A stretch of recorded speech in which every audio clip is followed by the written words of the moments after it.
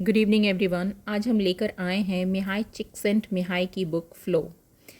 क्या कभी आपके साथ ऐसा हुआ है कि आप किसी काम में इतना खो गए कि वक्त का एहसास ही नहीं रहा? जैसे आपने कुछ ड्रॉ करना शुरू किया और सोचते सोचते 3 घंटे कब निकल गए पता ही नहीं चला, या कोई गाना लिखने बैठे और पूरी दुनिया जैसे साइलेंट हो गई। ना मोबाइल की रिंग सुनाई दी, ना किसी का बुलावा, बस आप थे और आपका काम था। एक अजीब सी शांति थी।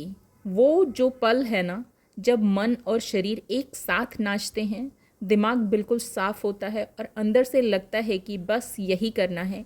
यही पल है फ्लो का। मिहाई चिक्सिंट-मिहाई। हाँ, नाम थोड़ा मुश्किल है पर किताब ज़बरदस्त है।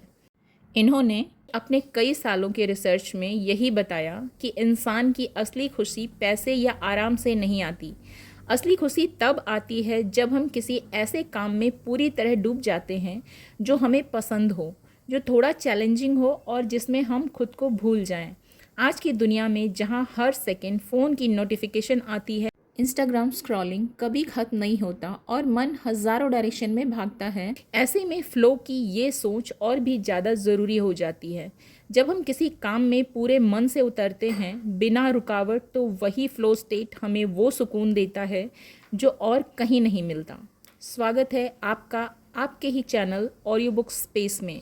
चलिए चैप्टर 1 पर चलते हैं। चैप्टर 1, खुशी की असली डेफिनेशन।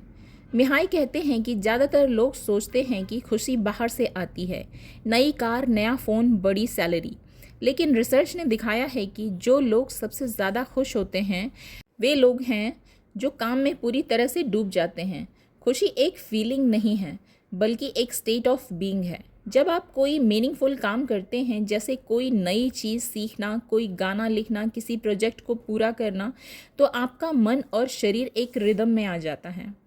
माना आज के वक्त में किसी स्टार्टअप फाउंडर को देखो जो रात दिन अपने प्रोजेक्ट पर काम कर रहा है।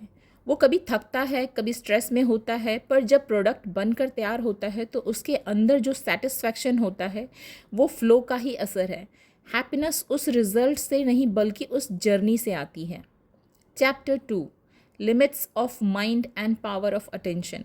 हमारा दिमाग एक समय में सिर्फ एक ही चीज़ पर ध्यान दे सकता है, लेकिन आज की लाइफ में हम एक साथ कई चीज़ें करने की कोशिश करते हैं। कॉल लेना, मैसेज पढ़ना, रील देखना, साथ में काम करना। नतीजा ये होता है कि हम किसी एक काम में फ़्लो में नहीं जा पाते।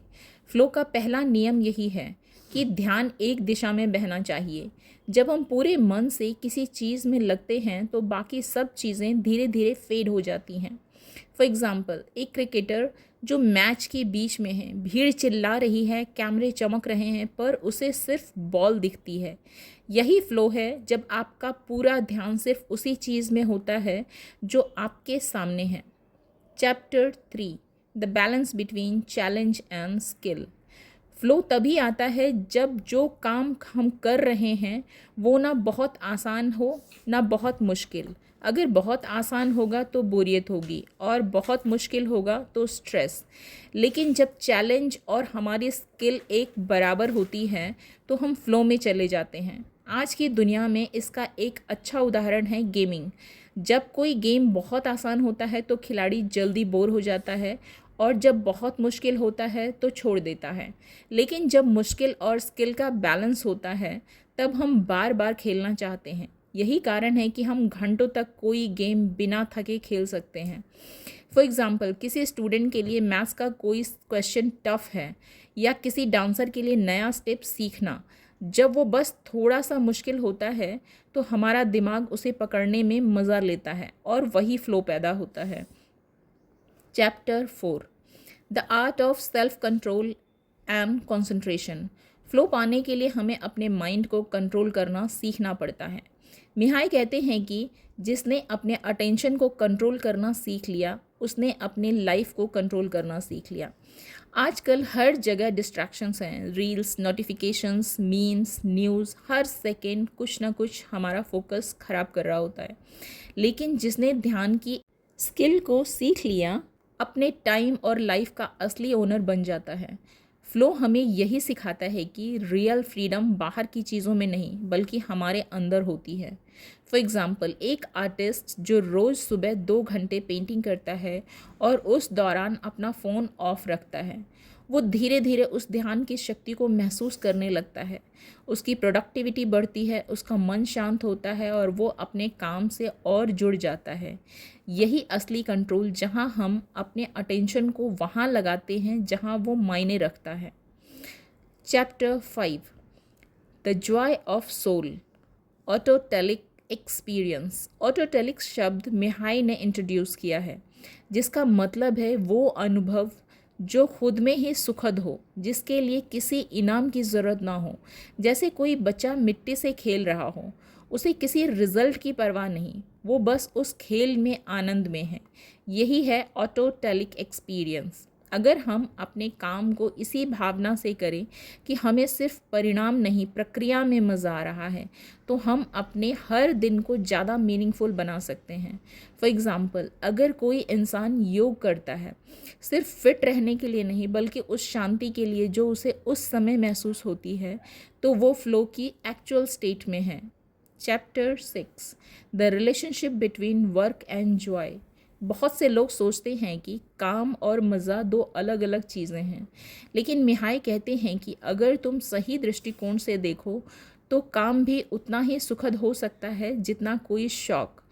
फ्लो तब आता है जब हम काम में मीनिंग ढूंढ लेते हैं। फॉर एग्ज़ाम्पल, कोई शेफ़ खाना बनाता है तो वो सिर्फ पकाने के लिए नहीं बल्कि उस प्रोसेस में क्रिएटिविटी और सेटिस्फैक्शन महसूस करता है।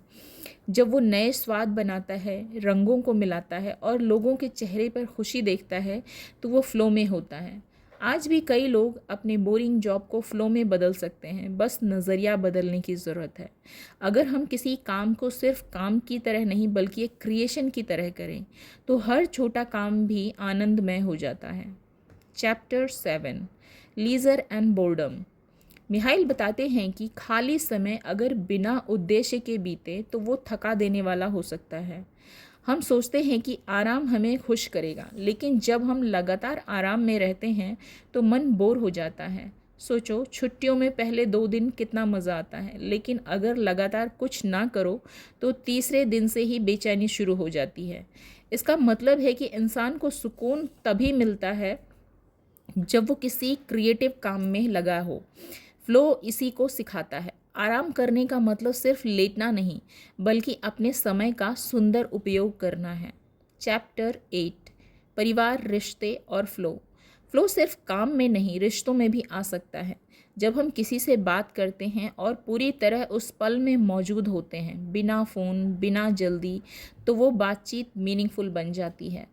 मिहाई कहते हैं कि रिश्ते भी फ़्लो की तरह चल सकते हैं अगर उनमें म्यूचुअल अटेंशन और अंडरस्टैंडिंग हो। फॉर एग्ज़ाम्पल, जब कोई माँ अपने बच्चे के साथ खेलती है और उस पल में पूरी तरह शामिल होती है, तो वो दोनों एक गहरे इमोशनल कनेक्शन में होते हैं। आज के समय में जहाँ हर कोई जल्दी में है, अगर हम थोड़ा स्लो होकर जेन्युइनली किसी को सुने तो वो पल भी फ़्लो बन सकता है। Chapter 9, spirituality and the meaning of life. Flow सिर्फ प्रोडक्टिविटी का नहीं बल्कि स्पिरिचुअलिटी का भी हिस्सा है। जब इंसान किसी बड़े मकसद से जुड़ जाता है, किसी ऐसी चीज़ से जो उसके स्वार्थ से बड़ी हो, तो उसका जीवन गहरा अर्थ लेने लगता है। फ्लो की अवस्था में इंसान खुद को भूल जाता है और कुछ बड़ा महसूस करता है। यही है ट्रांसेंडेंस। जैसे कोई म्यूज़िशियन जब सुरों में डूब जाता है तो वो खुद को नहीं बजाता बल्कि संगीत अपने आप बहने लगता है। यही है आध्यात्मिक फ़्लो। चैप्टर 10, फ़्लो और आधुनिक जीवन। आज की दुनिया डिस्ट्रैक्शंस की दुनिया है। सोशल मीडिया, कंपटीशन, प्रेशर, हर जगह खींचतान है। पर यही वो समय है जब फ़्लो सबसे ज़रूरी है, क्योंकि फ़्लो हमें यह याद दिलाता है कि फोकस ही फ्रीडम है। अगर हम अपने दिन के कुछ घंटे भी पूरी तन्मयता से किसी मीनिंगफुल काम में लगाएं, तो हमारी खुशी और संतुलन दोनों बढ़ते हैं। फ़्लो हमें सिखाता है कि हमें खुशी ढूंढनी नहीं, बनानी होती है। जीवन की धारा में बहना सीखिए। फ़्लो किताब एक ऐसी याद दिलाती है कि जीवन का असली सुख रिज़ल्ट में नहीं बल्कि जर्नी में है। जब हम हर काम को एक आर्ट की तरह करने लगते हैं, चाहे वो पढ़ाई हो, सफाई हो, गाना गाना हो या बस किसी दोस्त से बात करना हो, तो हम अपने हर दिन को अधिक जीवंत बना लेते हैं। आज की दुनिया में जहाँ हर कोई बस दौड़ रहा है, मिहाई की ये किताब सिखाती है कि रुक कर भी आगे बढ़ा जा सकता है। फ्लो कोई जादू नहीं, एक प्रैक्टिस है अपने ध्यान को वहीं टिकाने का जहाँ अर्थ है। अगर तुम अपने काम, पढ़ाई या किसी शौक में पूरी तरह डूब जाओ, बिना कंपैरिजन, बिना स्ट्रेस, बस उस पल का आनंद लो, तो वही असली फ़्लो है और शायद यही असली खुशी भी है। कुल मिलाकर फ़्लो सिर्फ एक किताब नहीं, बल्कि जीने की एक खूबसूरत कला है। एक रिमाइंडर कि ज़िंदगी को जल्दी में नहीं, गहराई में जीना चाहिए। जब मन और काम एक हो जाते हैं तो हर पल मीनिंगफुल बन जाता है। तो दोस्तों, अगर आपको यह बुक समरी पसंद आई हो तो इसे लाइक ज़रूर करें और अपने दोस्तों और परिवार के साथ इसे शेयर करना ना भूलें। और ऐसी ही गहरी और प्रेरणादायक समरीज़ के लिए हमारे चैनल को सब्सक्राइब करना ना भूलें। Thank you.